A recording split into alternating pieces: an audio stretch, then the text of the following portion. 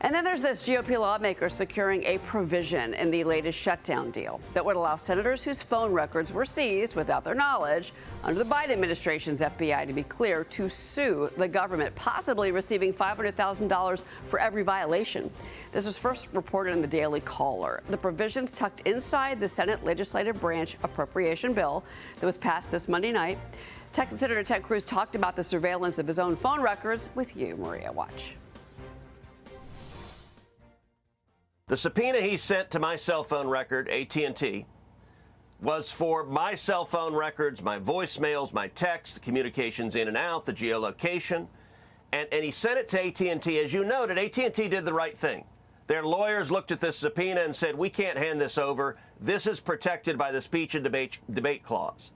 However, AT&T also got on top of that subpoena an order signed by Judge Boasberg, that ordered AT&T, you cannot let Cruz know about this subpoena because, as you just read, he found as a judicial matter that if I was notified, I would destroy or tamper evidence and tamper with witnesses. When you have the Biden Department of Justice subpoenaing 20% of the Republicans in the Senate, it is an egregious abuse of process. We need to have a full and thorough investigation and accountability for every executive branch official that signed off on weaponizing the government. What we've learned is that under Operation Arctic Frost, there was a massive surveillance campaign as part of former special counsel Jack Smith's probe. Meanwhile, there's some new concerns that former Arctic Frost prosecutor Lisa Monaco could use her new job with Microsoft to target conservatives. That warning is coming from the Center to Advance Security in America. They're demanding the Department of Homeland Security review its contract with Microsoft. In a letter, they warn that Monaco's senior position poses a national security risk because she's going to have access to sensitive information between Microsoft and the federal government.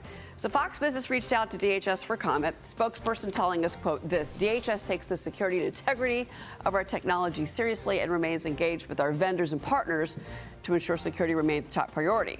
DHS does not discuss specific contracts. Here's the stock in the pre-market, slightly higher. We reached out to Microsoft as well, but we haven't heard back from them about this new concern about Monaco's position with them. Well, look, President Trump has said many times that Lisa Monaco was among the leaders really pushing to push this lawfare on President Trump. I mean, she may have been behind the Mar-a-Lago raid. Mm-hmm. And that's really what we want to find out more about, because Devin Nunes, former chairman of Intelligence Committee, told me that that was all part of the conspiracy, that they were looking for the intelligence report on Russia collusion when they raided President Trump's home.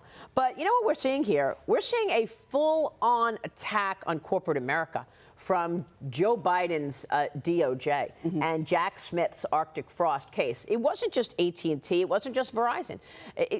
Devin Nunes told us this weekend that they subpoenaed J.P. Morgan for Devin Nunes and the Trump Media and Telecom Group for their bank records. So you've got Jack Smith subpoenaing AT&T for phone records, Verizon for phone records, J.P. Morgan and who knows what other bank for bank records. And by the way, what did J.P. Morgan do? Well, what is J.P. Morgan going to do? They are following the law. And that's what spokespeople at the bank told me.